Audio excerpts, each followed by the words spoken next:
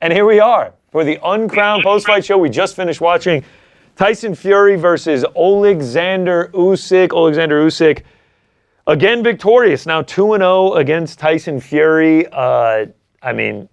Is there much more you can say about this man, Oleksandr Usyk? No, the words escape me to talk about how great he is in the scope of boxing history, but also just right now. Right now, it does not seem like he has an equal in this sport. The resume, Olympic gold medalist, undefeated as a professional, 23-0 now. Undisputed at cruiserweight, undisputed at heavyweight, with wins over the best of this generation, multiple wins. Multiple. Daniel Dubois, Anthony Joshua times two. Tyson Fury times two. It truly is astounding what this man has put together. It's a weird position, and I'll say it this way. I don't think there's anything left for him to accomplish. There is not, in my mind, there's nobody out there that I'm like, okay, I need to see it. Now, would I accept some fights? I'd take a Parker fight. I'd take another Dubois fight. That one, the below the belt stuff has marred it a little bit. People have cried controversy, Daniel Dubois being number one in that. And he just did as he got into the ring. And just said there was some Fugazi stuff going on there. I would accept those fights gladly because I'd love to watch Usyk box again. I'd love to watch those guys square off. But do I need to? Is there anybody out there that I'm like, if this guy doesn't do it, it hasn't been completed? I can't say yes. He's done everything. He has mastered it in a way that nobody has.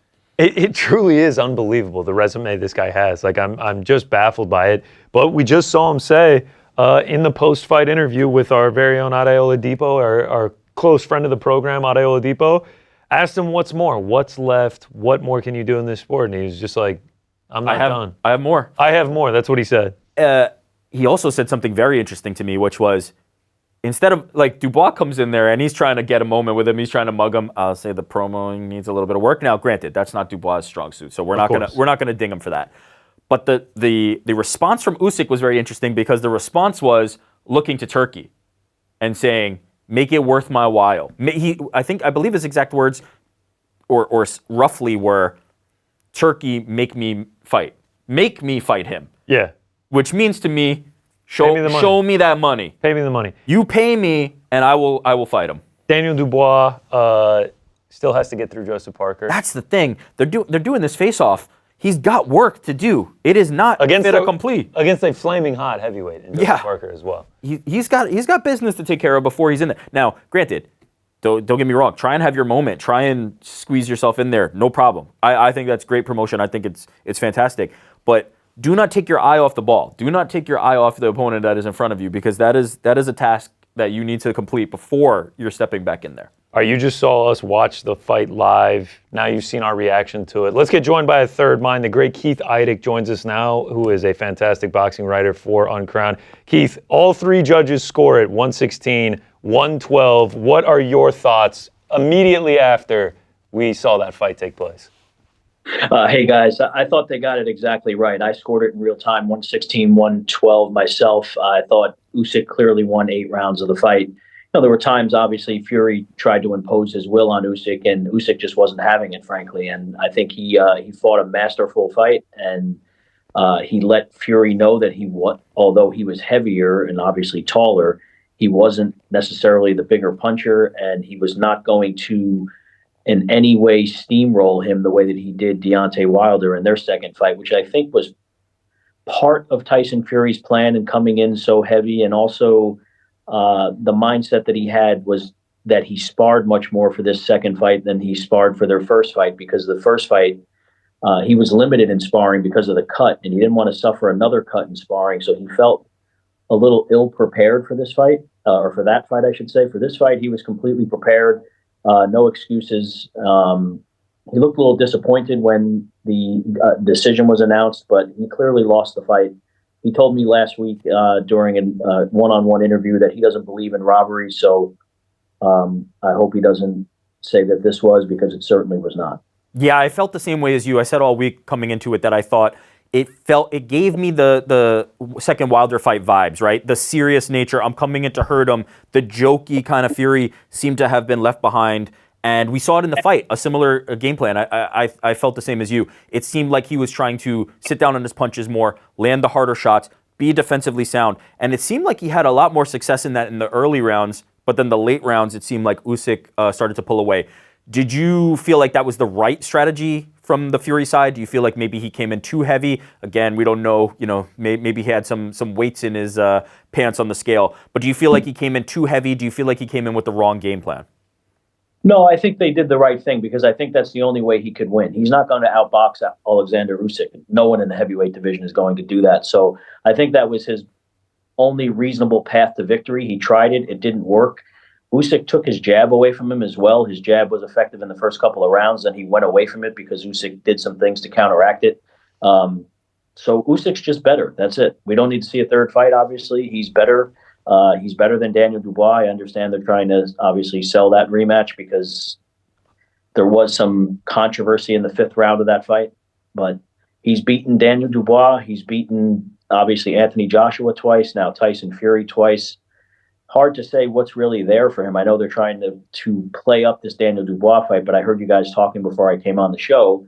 He's got some serious business ahead of him, too, so I wouldn't overlook that.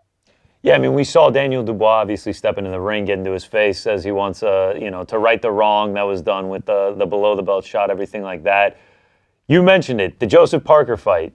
Do you think winner of that gets Usyk? Because he's saying now that I'm not done, but we're kind of like you. We're sort of just like, what's left for this man? Is there anything left for him? Yes, I think that's the only thing. If Dubois wins that fight, yes, and Parker has never fought Usyk, so obviously if Parker wins the fight, he would obviously have earned that opportunity. And good for Parker because he's really rebuilt his career, as you guys know, coming from where he came from, getting just absolutely starched by Joe Joyce and having lost to Joshua. He had some losses on his record, so good for him for figuring it out somehow and coming back as effectively as he has, because I didn't expect him to beat Zhilei Zhang. And he did that pretty convincingly. So, so that's certainly something to look toward. But I get Dubois' point because I do think, and I've told other people this, and some people have agreed to disagree, but I do think that Usyk sold that low blow. I think he got hit with a borderline body shot that could have gone either way. Some people think it was low. Some people think it wasn't. I think he oversold it because he's had difficulty dealing with body punches in the past and gave himself just the amount of time that he needed to come back and get back into the fight. On the flip side, I would say that Daniel Dubois allowed Usyk to get back in the fight. And not only that, he sort of quit again, and it wasn't the first time. So I don't know what he's complaining about exactly. He quit. The bottom line is he's quit in 2 fights. Good for him for resurrecting his career and coming back and knocking out Anthony Joshua. But he tapped out in 2 fights, guys. So he hasn't been wronged in any way either. Yeah, so, it seems like we're all on the same page that we don't feel like Usyk has anything to prove, but naturally it would feel like the winner of that fight is going to be next for him. What about Tyson Fury? Now, undefeated to this point, drops 2 to Oleksandr Usyk. What's next for Fury? Or what do you suppose is going to happen for Tyson Fury next? Well, Tyson obviously has made an enormous amount of money in these last 2 fights, upwards of $120 million. Never has to fight again. He didn't have to fight before he fought these 2 fights. He's made so much money over the past 6 or 7 years. That being said, Fury against Anthony Joshua will always sell in the UK. They've been on a quote-unquote collision course for a long time. They've been derailed from that collision course here and several other times. But I do think that fight will happen before they both retire because they sort of need each other at this point. No one wants to see either of them fight Usyk again. And then what is really left for the both of them other than to fight each other, because that's the fight British boxing fans have been clamoring for a long time. They've never gotten it. And the bottom line is, despite that they're coming off of losses, and of course Joshua's loss was much more devastating than Fury's, that fight will sell out Wembley Stadium in a moment's notice. So that's always there for them if they want to go make a lot of money. That would be an idiotic fight to bring to Riyadh because of what the type of business that it could do in London. So hopefully that's not something that they consider doing. But if both of them are going to continue with their careers, and we don't know what Tyson Fury is going to do, because guys, you well know he's contemplated retirement long before now. So if he can get up the motivation to go beat Joshua because he wants that on his resume and as part of his legacy before he actually retires, I think that's the fight we'll see because it makes the most sense. It will make the most money, and they need each other at this point. Yeah, it makes a lot of sense, and if you're ever going to do it, now is the time. And we've been circling this forever and ever and ever, and it feels like we finally have the cleanest window. Where does this put Usyk in terms of the pantheon of all-time greats? Let's start with maybe heavyweight, but just boxers overall. The resume is sterling. Like, where does this place him for you? Those historical arguments are always tough for me, guys, because the eras were so different. There were so many things that were different about the sport then. The cross-generational stuff is tricky business, I think. I'm not going to sit here and say that Oleksandr Usyk was better than Muhammad Ali or Joe Louis, because I don't believe that. But he's a great fighter. You could certainly argue that he's the best pound for pound. I have long said that Terrence Crawford sits atop my pound for pound list, and I'm not going to change that based on the fact that he moved up to 154 pounds. He didn't look like the best Terrence Crawford I've ever seen, but he convincingly beat a 54-pounder who can punch. In my opinion, Usyk already beat Tyson Fury, so I don't think it changes my pound for pound list because he beat him again necessarily. But to answer your question, he's a great fighter. He's obviously a two-division undisputed champion. He's a small heavyweight. He's fended off bigger, stronger guys multiple times. He's obviously a source of inspiration for his country, which is still immersed in a war. He means a lot to his countrymen and all of that. So in terms of all-time greats, it's such a subjective thing, guys. Frankly, I know people enjoy doing it, but it's kind of like a lot of like nonsense to me, to be honest with you, because I don't know. We get it. I know why people ask, but I'm just like, well, what? It's so subjective, and then you could sit there and talk about it till the cows come home. But well, who's right and who's right? It's almost pointless to me. Yeah. But he is a legitimate all-time top 10 heavyweight at this point. There's no two ways about that. But who's to say that he would have beaten Jack Johnson or he would have beat? I don't know. I just don't. Let's go to the flip side of it. Tyson Fury, his last three fights, obviously a controversial decision against Francis Ngannou, who came from MMA. Now we have back-to-back losses to Oleksandr Usyk, the first two of his career. What has these last 15 months done for Tyson Fury's legacy? Yeah, if he would have gotten stopped by Usyk in the first fight in the 9th round, which you could certainly make an argument he should have been stopped in that 9th round because he was getting knocked all over the ring toward the end of it. I think this would have been a little more damaging to his legacy, but he really, the Klitschko fight was stunningly boring even 9 years later thinking about it. But he did go to Germany and beat Klitschko, which he wasn't supposed to do. I believe it was a 4 or 5-1 underdog, and he went into Klitschko's backyard because obviously Klitschko had fought in Germany mostly. So that's a huge win. What he did against Deontay Wilder, most people think he won the first fight. Steamrolled him in the second fight, got off the deck twice in the third fight and knocked him cold. He's done a lot of amazing things here, and he just happened to not be able to beat a generational great. And I don't think there's any shame in that. Those are the only 2 official losses on his record. So, also, you could certainly argue that he's a back end of the top 10, 15, if you want to call it 15 heavyweights of all time.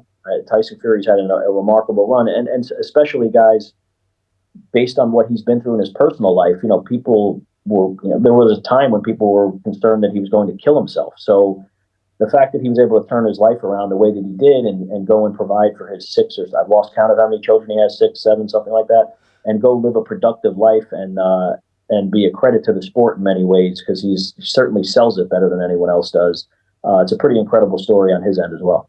I saw you monitoring or on top of the AI judges all week. At the very end of the fight, they showed us that the AI judge scored at 118 to 112. I think there were 2 10-10 rounds as well, and he gave Usyk rounds 6 through 11, I believe. Do you think that could possibly be a viable option in the future? No. And here's why. They tell judges in seminars, they instruct judges in seminars throughout the world to not score even rounds. Do you know why they can't tell an AI judge not to score an even round? I don't know. I don't. Because it's not a human being. You can't tell someone to do something that is not programmed to. look, I understand they're trying to get cute with the technology and everything. In my opinion, guys, scoring boxing is a subjective science. It is a subjective science. And in my opinion, it's always going to lend itself to controversy.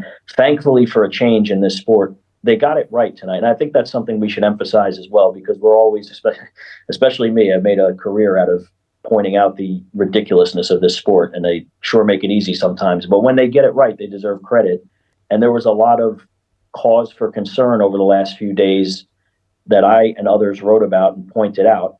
But the three judges tonight, Gerardo Martinez, Ignacio Robles, and Patrick Morley, got it right. That was the score that I had, not necessarily that my score is always right, but they got it right. He won at least 8 rounds. He walked away a winner. People were concerned about Tyson Fury winning a decision that he didn't deserve because of a lot of the things that were happening in Riyadh over the last couple of days, including Turki Al-Sheikh openly rooting for Tyson Fury, saying he wanted him to win. That doesn't necessarily anything nefarious was going on either, but it's all about perception trumping reality, as I wrote the other day. It's good, maybe a Christmas present to us all in some sense, that finally something positive happened in boxing where people can come away from it feeling that maybe you can restore your faith in the sport in some ways. Now, it can't get out of its own way oftentimes, so I'm sure we'll be right back to that soon enough. But today, for a few hours at least, the sport got it right. Yeah, and so speaking of getting it right, blistering performance in the co-main event by Moses Itauma. What was your take on the fight, and what could be next for him, who seems like a future champion, no doubt? Yeah, good luck trying to match this kid, right? I mean, wow. He's a monster, man. He's only 19 years old, and he sure looks like the next big thing from the UK there. So Dempsey McKean's a little chinny. He was there for a very specific purpose, and he served it. But Itauma is a beast, and it's going to be fun to watch his ascension in the heavyweight division. I think they'll be ambitious about matching him because they should. But I think they're going to have some difficulty getting guys to accept the fights, except when Turki Al-Sheikh is willing to overpay, which he's been, they have the financial wherewithal to do that. So I think in some cases they will. You're going to have to get him in the ring with former champions to get him to move up to the rankings and everything. But then a champion, and I wouldn't suspect Usyk is not going to be around by the time he's ready to fight for a title. I think he'll have retired by then. So the landscape will be wide open for a fighter like him. But at this point, with Tyson Fury losing back-to-back fights to Usyk, Anthony Joshua getting starched by Daniel Dubois, he comes around at the perfect time for British boxing, because in Great Britain, people that I know that cover the sport there and do business there are a little concerned because they don't feel, despite Daniel Dubois' big win over Joshua, they don't feel that they have someone capable of carrying the heavyweight torch, which is extremely important, and I think maybe they do have one now. Another English heavyweight that fought tonight, Johnny Fisher, going back to the judging conversation, controversial scorecards from at least a fan standpoint. What did you make of that split decision win for Johnny Fisher? Yeah, questionable. Definitely could have gone either way. Definitely could have been a loss for him. I don't think people will remember that much because it happened so early in the day. They're going to point to what happened in the main event, the judges getting it right for a change. But, like I was saying earlier, guys, the sport can't get out of its way oftentimes. But like Tyson Fury told me last week, we had a very long, a very interesting interview, I thought, because he told me some things that most fighters don't say. And he told me that he doesn't believe in robberies anymore. He doesn't think that, he realizes how difficult of a job judges have, particularly being positioned in different spots around the ring and everything, and what you can and can't see when a fighter's back is turned to you, particularly a fighter who's 6'9", 281 pounds. It's hard to see around him sometimes, and you might miss things that you can see on television or on a stream that the judges don't have access to. So I try to be mindful of that and criticizing judges sometimes, because it's not an easy job, particularly in real time. But it's a big boy job, so of course you've got to get it right. But clearly, the short answer to your question is, I guess it could have gone either way, for sure. That's the way I looked at it. Thank you for joining us, Keith. You can read Keith's work at uncrowned.com and elsewhere. the best in the business. Thank you so much. My pleasure, guys. Have a great Thanks, Christmas. Keith. You too, man. All right. How about that? Great bow on the whole fight card from Keith Idec there. Yeah, he had the scorecards that the judges submitted. I mean, it's all over the place, but completely understandable. Yeah. I mean, I guess I had it 115, 113 for You're 1 round different. Yeah. You're one round different. Shout out, man. You know, I want to see the actual scorecards and see if they had every round. Frank Warren was holding a copy Yeah, of yeah. them. Let me see. Any chance anyone tweeted that out? One thing I want to tag on the end of that interview is like, I'm usually the guy who's like, I don't want to have these conversations about GOAT and pound for pound, and here I am asking him, and you know what? I get a taste of my own medicine when he comes back and is like, these are stupid, we shouldn't have them, and you know what? Keith's right. Keith is absolutely right. Oh, those fighting words. But the thing that he did acknowledge is like top 10 heavyweight, you know, all-time great. Like the resume speaks. Like he's absolutely incredible, is Usyk. All right, so like I have the scorecard here. Let me see if I can send this over to producer Jordan real quick here, and we can get this up on the screen. That'll be the last thing. Yeah, I would love to be able to show we the do, people but how this fight was scored. They are different. I think this is the exact one that old Frankie Warren had. Like Patrick Morley scored the last, 6, 7, 8, 9, 10, 11, Like and the 12, AI, all like for the AI Usyk. judge. Yeah, man. He scored all of them. He had Fury going into round 6, man. You can we see it go. right here. Scorecard here. Going into round 6, he had it 49-46 Fury, and then he has Usyk winning all the last ones. Robles, kind of similar. He only gave Fury the 9th. And then, and then Martinez, similar. He only gave the 12th to Fury. So The story of the fight, clearly based on these cards and what we were seeing, after the 6th round, or after the 5th round, rather, Usyk just took over. yeah, man. So 6, 7, 8, 10, and 11 were all unanimous across all 3 for Usyk. And I mean, I erased mine, but we had it similarly. Yeah. So like Usyk. See, I gave 9 and 8 to Fury. I gave 9 to Usyk. I gave that 1 round to Fury, but at the same time, it was clear what was happening. Yeah. From the midpoint of that fight onward, Usyk was the one who was pressing. Usyk was the one who was in control. Keith Idec pointed this out brilliantly. The jab for Fury stopped at some point. The jab for Fury stopped at some point.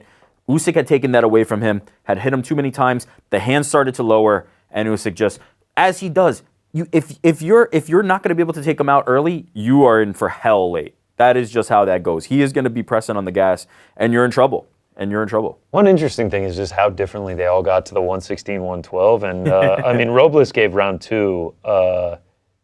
Actually, Martinez and Morley gave round 2 to Usyk, which I thought was like one of the clearer Fury rounds. Yeah, it's tough, and I think if you're Fury, you're going to feel some type of way about that. Yeah. But as Keith said, he interviewed Fury, and Fury said there are no robberies, so we're gonna say no robberies. Excitement, okay, early. Excitement level for a potential Usyk versus the winner of Parker and Dubois. I love Joseph Parker, but I like the idea of Usyk versus Dubois just because there's the heat and the history there, and like the robbery. It should have been a low blow, everything like that. Scale 1 to 10. Plus, if he wins, that makes it for undisputed. That's got me at a 9. 9? Yeah, Wow. and also on the line to like double up on all the great English heavyweights of this generation. You're higher than me. I'm open to it. Again, I'm not closing off but it just doesn't do it for me. So I really think, you know what? Parker is more interesting to me just because he hasn't fought him. The career resurgence and not having fought him. At least it's a new name. He can just I'm add a more body. interested. Yeah, I mean, at the end of the day, man, I think I'm just starting to get excited for Oleksandr Usyk fights. Like, I just really appreciate this. That's fair. Game. He's simply unbelievable. You're a 9. Maybe I'm like a 6, 7. Yeah. Tyson Fury. Ooh. Anthony Joshua in Wembley Stadium. I was just about to say, where is this fight taking place? In Wembley. In Wembley? Yeah. 12. Presented by Riyadh Season. Sure, Wembley whatever you want to Stadium. do. Sold out 12. 15, 30 for me. Like, this is the time. We've done this so long. God knows I've talked about the Eubank and Ben fight. Yeah. Do this for British boxing. This will be a mega event. This will be massive. Now, Keith made a great point. Like, it seems like that is the old guard of the British boxing scene. We need some new names. But what a one to go kind of out on, right? Like whoever wins that fight, great, move on, have some fights. Maybe you become a stepping stone for a younger generation. But to actually have that fight finally materialize, I think would be massive for British boxing. You do Fury, Joshua, Wembley, Itauma, Coleman. Okay, I was going to ask. Okay, number 3, excitement level for Moses Itauma's next fight. Yeah, like a 10, man. Yeah. I thought this was going to be a step up in competition for him, dude. Over 6.5, my ass. Ridiculous, man. Took him 80 seconds to put dude out. However long it was, Moses Itauma, unbelievable performance. Feeling about the whole card altogether? Like, yeah, it was all right. It was all right. I mean, it was. This was a main event, but then Moses kind of had that moment. And Sergey in the Fantastic. third fight down, in a title eliminator. It was a decent card. I'm really excited for that February 22nd card. I'm really excited for that one. That one's absolutely stacked to a way that this one wasn't. For me, it all hinged on the main event. Like Moses Itauma, that was a great fight. Great performance by him. Great knockout. Can't wait to see what he does with his career. I needed this main event to deliver, and it gave me everything I wanted. I got to see the change in game plan and Tyson Fury trying to stop Usyk early, being unsuccessful, Usyk taking over late. Two of the best of this generation, two of the best ever. It delivered for me, and that's all I wanted. So I'm pretty happy on the back end of this one. All right. Well, that will do it for us from the Uncrowned post-fight show. Thank you for watching. Thank you for tuning in. Happy holidays. I hope you can spend some time with your family. Get a break from work. Thank you so much for watching. We couldn't do this without you. We really appreciate it. Oleksandr Usyk, you're not undisputed, but the best heavyweight in the world and is holding 4 belts. You won't see us sitting here until the new year, but what you will see is some programming on the Uncrowned. Sure will. On the YouTube channel.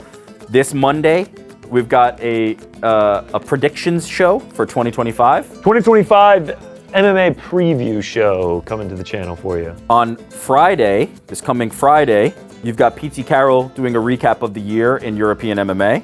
Shout out. PT Carroll joined by guests. The following Monday, you've got a nice little classic show with ArielHelwani watching some classic clips. You'll really enjoy that. Tune in for that one. And then that next Friday after that, you've got PT Carroll looking ahead to the year coming in European MMA. So we've got you every Monday, every Friday until we come back. And then when we come back, you're right here for the award show. January 6th, the award show. The award show that we know and love. Helwani look back is great. It is like old school interviews that he did, and then he reacts and kind of tells the behind the scenes of it all. That'll be out on the 30th. Monday the 30th. The real OGs are gonna really enjoy that one. Oh, it's a look back. It is a look back for sure. You're not seeing us live, but we got some content for you guys. Frank, what do you say, man? Happy holidays? Damn right. Best Happy holidays ever. Happy holidays. Happy New Year. Hope everybody's happy, healthy, well. Thank you for watching. 2025. We'll see you in 2025.